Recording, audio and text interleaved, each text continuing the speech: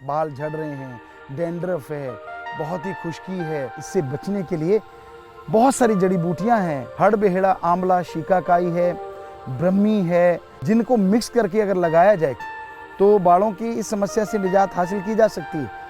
तो MSG product वालों ने हमारी इस बात को सुना है और जोड़ी लेके आए हैं, शैम्पू 7-7 और तेल 9/9।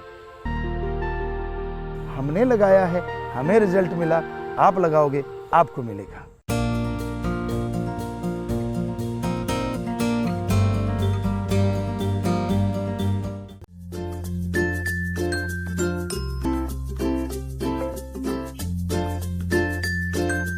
परम पिता परमात्मा सदगुरु मौला ने मनुष्य शरीर सर्वोत्तम शरीर दिया है।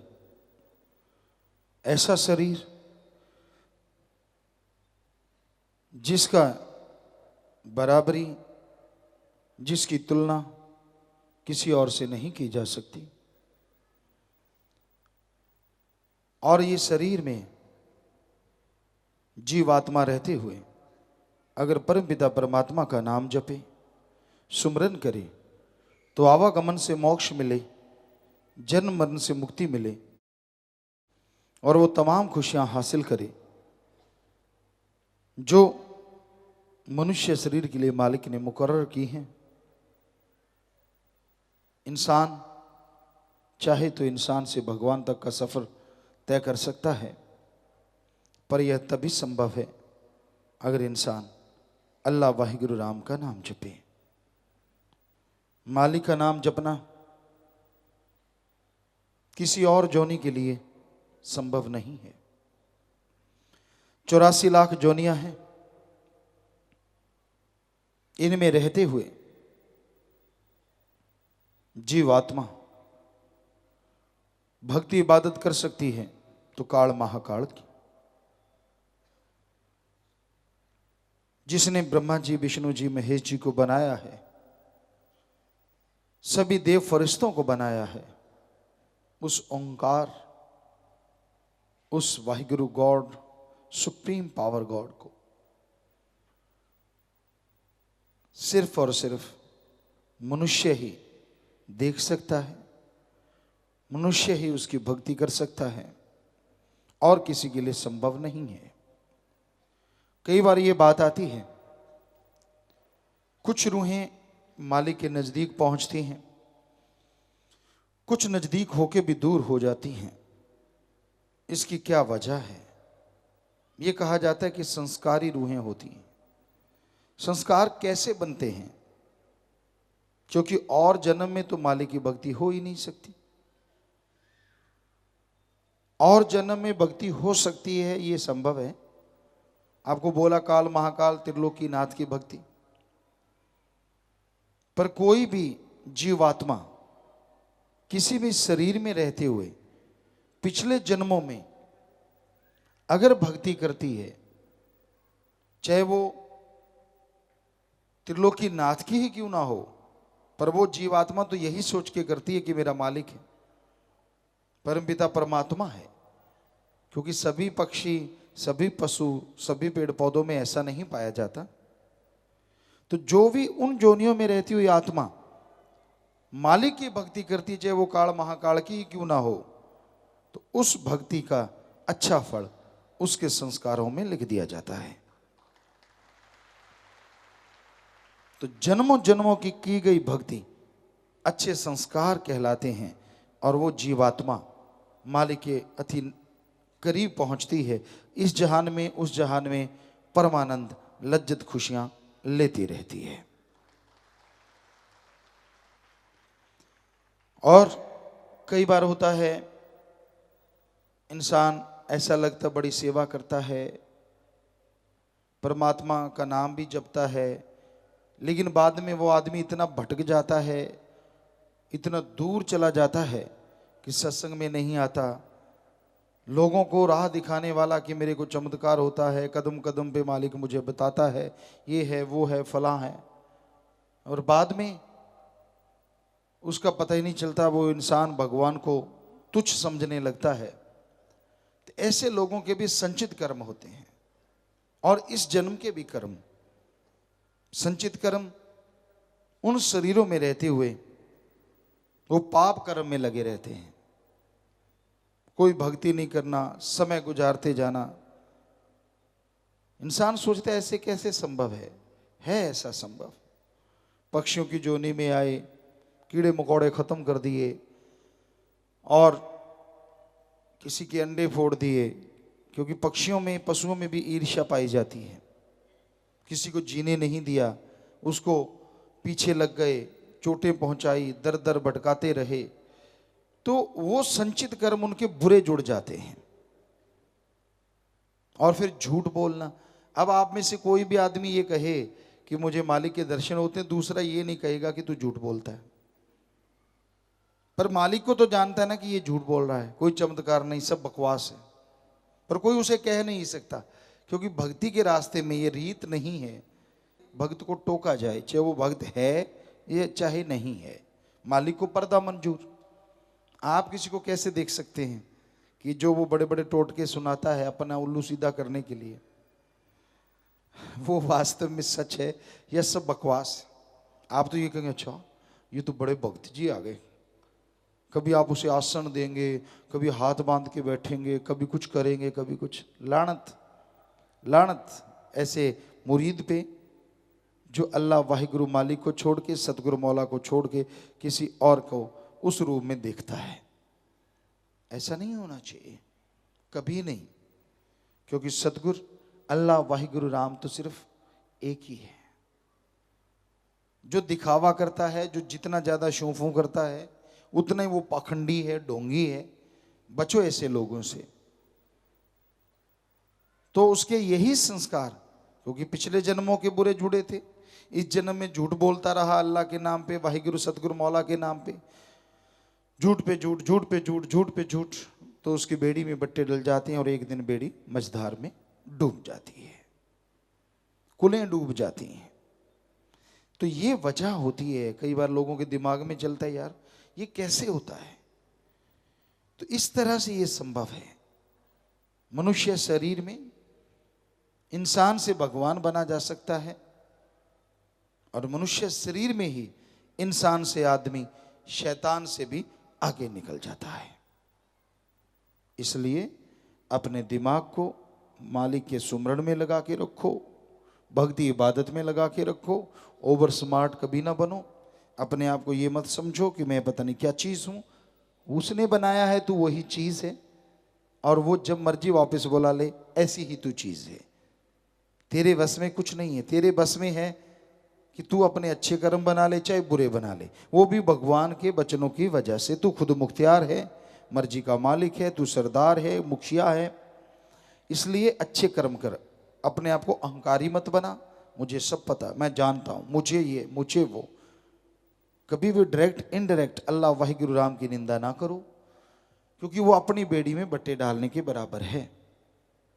उपमा करो मालिक की, उसकी भक्ति की, सतगुरु अल्लाह वाहिगुरु राम की, क्योंकि उसकी उपमा जो वाहिगुरु की उस्तत करते हैं, मालिक उन्हें अंदर बाहर कोई कमी नहीं छोड़ते। इसलिए उस ओम, उस राम, अल्लाह वाहिगुरु ईश्वर की हमेशा भक्ति करो, इबादत करो, सुमरन करो, भला मांगो सबका। कभी अपने आप को मन के हाथों मजबूर ना करो। मन भक्ति मार्ग पे चलने, वो गए बन जा सोना। अभी मौका होता उसी टाइम कोई ना कोई पेचा चला देता है। पतंग उड़ाया करते थे हम लोग। राजस्थान के उस एरिया में कोई पतंग उड़ाना नहीं जानता था। 1972-73 की बात है। तो हम पंजाब में आए, देखा लोग पतंग उड़ा रहे हैं, एक दो को बनाते देखा। मालिक ने रहमत की, हमने भी जाके वहाँ पतंग बनाए। सारा गांव इकट्ठा हो गया, ये क्या बन रहा है, और उसे उड़ाया गया। तो फिर तो गांव में पूरा शोर मचा कि ये क्या चीज़ है जो उड़ रही है। तो कहने का, और फिर उसमें बच्चे उड़ाना सीख गए, फिर पेचा डालते, एक दूसरे का पतंग कट जाता। तो वैसे ही मन ऐसी जालिम ताकत है, जब आप रूहानियत के रास्ते पे स्मूथ जा रहे हैं, लग रहा है कि आप मालिक की खुशियां ले लेंगे, बीच में ऐसी कोई ना कोई बल डालेगा, ऐसा पेचा डालेगा, आपकी पतंग कटती तो नहीं क्योंकि सतगुरु मौला का हाथ है, पर डिकडोले बहुत खाती है। तो इसलिए मन का पता ही नहीं किस रूप में प्रकट हो जाए। कोई पता नहीं किस रूप में आपको गिराना शुरू कर दे। तू तो है ही ऐसा, तू नहीं आगे जा सकता, तू तो बेकार, तू तो फला, तूने ये किया, तूने वो किया।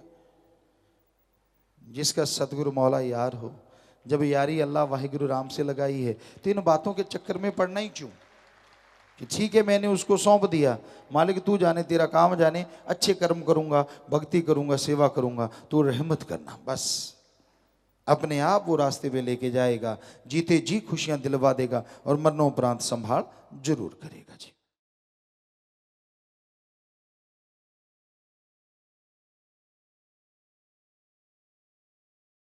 इंसान सुख शांति परमानंद चाहता है।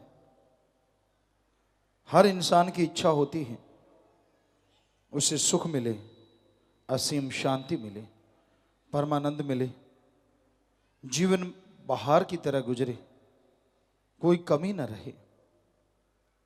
इच्छाएं हर किसी की मर्जी है, जितनी मर्जी रख सकता है, लेकिन जब इच्छाएं बढ़ती जाती हैं तो उनका मक्कड़ जाल इंसान को घेर लेता है, इंसान को बर्बाद करने लगता है।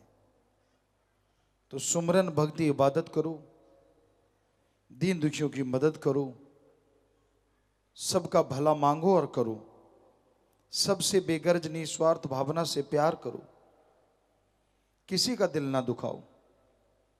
सेवा सुमन करते हुए रूहानियत इंसानियत के रास्ते पे आगे बढ़ते चले जाओ तो मालिक अंदर बाहर किसी तरह की कोई कमी नहीं छोड़ता। वो अल्लाह, वो वाहिगुरु, वो राम, वो गॉड, वो खुदा एक ही ताकत है, एक ही शक्ति है जो एक होते हुए भी दोनों जहां की खबर रखता है। सारी त्रिलोकी बहुत बड़ा एरिया है, इंसानों की गिनती देखें तो अरबों खरबों में पहुंच रही है। पेड़ पौधे, पक्षी, जीव जंतु, कितनी गिनती मानेंगे, शायद संख्या कम पड़ जाएगी इंसान की बनाई हुई, पर बहुत जोनियां हैं, उसमें बहुत आगे जीव जंतु, पेड़ पौधे, पता नहीं कितनी संख्या एक प्रजाति की है, एक जाति की है। उसके बाद ये तो एक त्रिलोकी है, ऐसी सैकड़े त्रिलोकियां हैं, हमारे धर्मों में लिखा है। अगला जहान, यहाँ आत्माएं वास करती हैं, उनकी सजा का, उनकी खुशी का, स्वर्ग नरक का सारा सिस्टम वहाँ है। तो कितनी हैरानी है कि एक ही सबको देख रहा है और वो एक ही सबके अंदर मौजूद है। कमाल है उस अल्लाह का, कमाल उस वाहिगुरु का।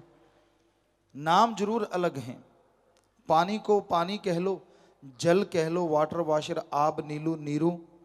पानी को जल कहने से या आब कहने से पानी का स्वाद या रंग नहीं बदलता। उसी तरह उस सुप्रीम पावर गॉड को अल्लाह, वाहिगुरु, राम, ईश्वर, भगवान, प्रभु, परमात्मा, कितने ही नाम दे दो, वो एक था, एक है, एक रहेगा। और वही एक ऐसी शक्ति है जो इंसान को तमाम खुशियां दे सकती है। उसका सुमरण करो, भक्ति इबादत करो, ताकि उसकी खुशियों से आप लबरेज हो सको।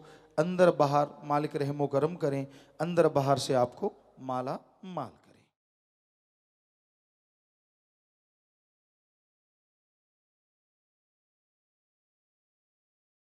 इंसान इस संसार में सदा खुश रहना चाहता है। कोई भी इंसान ऐसा नहीं होता जो गमगीन रहना चाहे, दुखी रहना चाहे, परेशान रहना चाहे।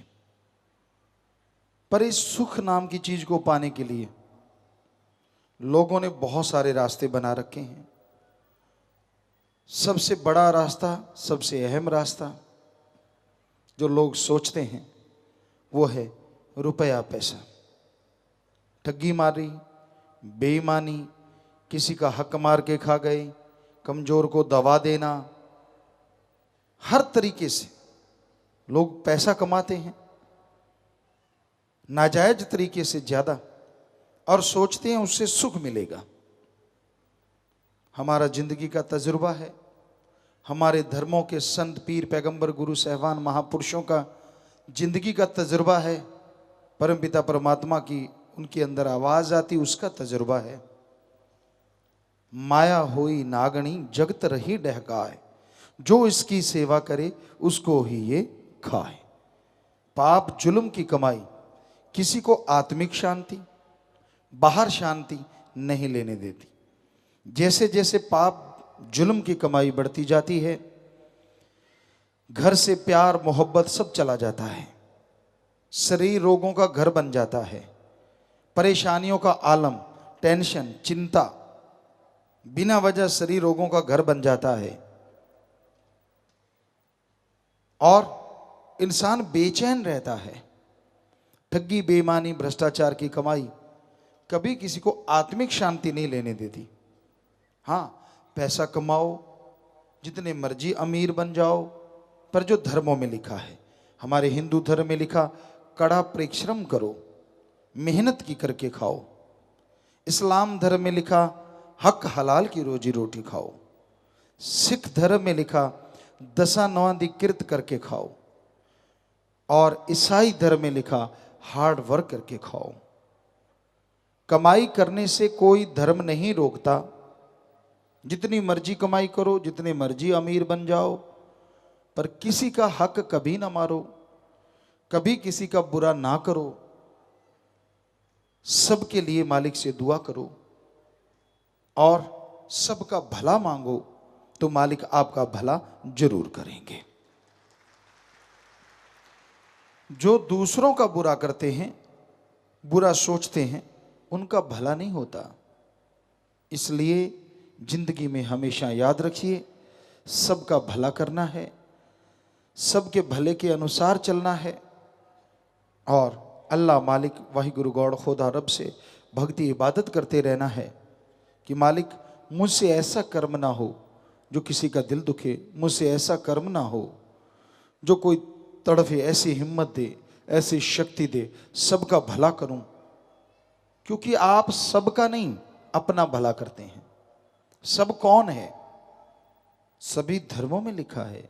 हिंदू धर्म कहता है सब मालिक की औलाद, ईश्वर की औलाद हैं, संतान हैं हम, एक पिता एक के हम बारिक, गुरु सहवान कहते हैं। सिख धर्म के अनुसार, इस्लाम धर्म में अल्लाह ताला ने आदमियत की जात बनाई है और हम सब एक ही मालिक की औलाद हैं। और यही ईसाई धर्म कहता है the God is one, humanity our caste. बात एक ही है, इंसानियत हमारी जात है, हम सब एक हैं। तो इसलिए किसी को बुरा ना कहो। अगर आप में हिम्मत है तो अपने खुद के अवगुणों को दूर करो। अपने गुण गाते लोग थकते नहीं, दूसरों के अवगुण गाते नहीं थकते। वो भूल जाते हैं जो आप गाते हैं वो चला जाता है। खुद का गाते हो चला जाएगा, दूसरे का गाते हो आपके अंदर आ जाएगा। अब दूसरों के अवगुण गाते हो तो आपके अंदर अवगुण आएंगे, खुद के गुण गाते हो तो खुद के गुण चले जाएंगे। इसलिए अपने अवगुण देखो, चाहे गाओ ना, भक्ति इबादत करो, मालिक का सुमरण करो, एकांत में बैठो, खुद में जो अवगुण हैं, खुद में जो कमियां हैं, उनको दूर करो और ईश्वर की भक्ति इबादत करो।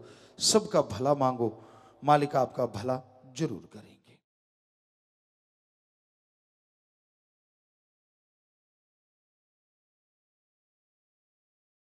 परमपिता परमात्मा ईश्वर का नाम सुखों की खान है। जो लोग सुमरन करते हैं, भक्ति इबादत करते हैं, उनके दिलो दिमाग में आत्मिक शांति छाई रहती है। ईश्वर का नाम, अल्लाह वाहिगुरु गॉड खुदा रब का नाम इंसान को आत्मविश्वास देता है और उस आत्म बल के सहारे इंसान अपने गम, दुख, दर्द, चिंताओं से मुक्त हो जाता है। परमपिता परमात्मा का नाम जब इंसान लेता है, जब उसे बुलाता है, उसी समय से उसके दुख दर्द परेशानियां खत्म होनी शुरू हो जाती हैं। इसलिए ईश्वर का नाम नियमानुसार जरूर लिया करें। उससे आत्मिक शांति आएगी, अपने विचारों पे काबू पाना सीख जाएंगे और उसकी दया में रहमत को हासिल करके आप अंदर बाहर की तमाम खुशियां हासिल कर सकेंगे। जब तक इंसान सुमरन नहीं करता, मन हावी रहता है, इंसान का मन इंसान को बेचैन रखता है। इसलिए मन से लड़ना सीखो, सुमरन करो, भक्ति किया करो, ताकि मन हावी ना हो, भक्ति खत्म ना हो और उसकी कृपा दृष्टि के काबिल आप बनते चले जाएं। सेवा सुमरन से बढ़ के दुनिया में और कोई कार्य नहीं है जो आत्मा को सुख दे, जो आनंद दे और उस पर कोई दाम नहीं लगते। अल्लाह वाहिगुरु का नाम अनमोल है, पर बिन मोल के पीर फकीर देते हैं। आदमी इसीलिए शायद कदर नहीं करता। अरबों खरबों रुपया लगा हो, करोड़ों रुपए लगे हों, तो झट से शायद कदर करे कि मेरे इतना खर्चा हुआ, मेरे इतना खर्चा हुआ। लेकिन ईश्वर का नाम बेचा ही नहीं जा सकता, बिकाऊ नहीं है। वो तो बिना दाम के जीव को दिया जाता है। आगे जीव पे निर्भर है, इंसान पे निर्भर है कि उस नाम को क्या वो जिंदगी में स्थान देता है। सुबह शाम क्या वो भक्ति में बैठता है, और बैठता है तो कितनी लगन से, कितनी भावना से। क्योंकि आज का युग, बहुत से लोग ढोंगी हैं, पाखंडी हैं, दिखावा ज़्यादा करते हैं, ईश्वर की भक्ति कम करते हैं। तो जब तक आप सच्चे दिल से, भावना से ईश्वर की भक्ति नहीं करेंगे, तब तक वो मालिक, वो परमात्मा आप पे कृपा दृष्टि नहीं करेंगे और आप आत्मिक शांति से महरूम रहेंगे, खाली रहेंगे।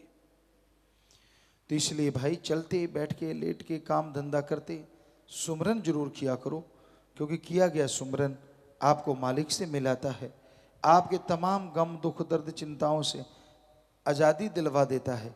इसलिए सुमरन में ध्यान जरूर लगाया करो।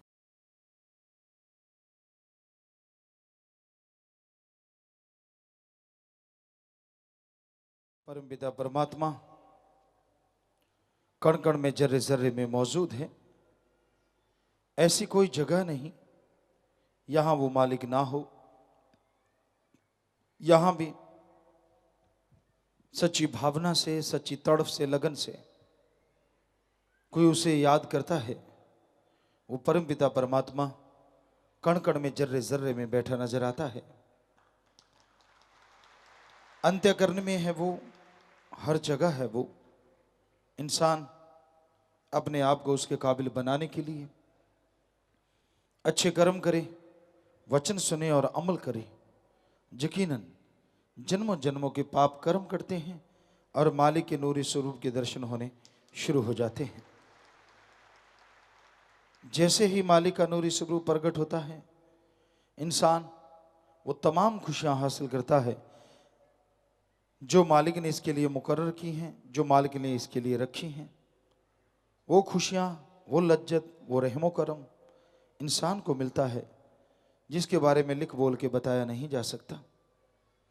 तो उस मालिक को पाने के लिए, परमपिता परमात्मा को पाने के लिए यह जरूरी है कि उसके नाम का सुमरन लगातार किया जाए, उसकी भक्ति इबादत की जाए। हर समय उसको याद रखो, हर समय उसकी भक्ति करो, तो मालिक, वो दया का सागर, रहमो करम का दाता जरूर खुशियां बख्शता है, जरूर दया में रहमत से आपको अंदर बाहर से माला माल कर देता है। इंसान खुद जब उसकी भक्ति नहीं करता, उसकी इबादत नहीं करता, तो अपने कर्मों का फल भोगना पड़ता है और अपने कर्मों की वजह से मालिक से दूर होता चला जाता है। दोष किसी को ना दो, अपने कर्मों की तरफ निगाह मारो। जैसे आप कर्म करते हैं वैसा फल भोगना होता है। इसलिए बुरे कर्म ना करो, नेक भले कर्म करते हुए, सुमरन करते हुए आगे बढ़ो, ताकि मालिक की दया में रहमत बरसे और उसकी तमाम खुशियां आप हासिल कर सकें। तो वचन मानना, सुमरन करना, सेवा करना, ये एक भक्तजन का काम है। इस पे जरूर चलना चाहिए, दृढ़ता से, अणख के साथ, गैरत के साथ।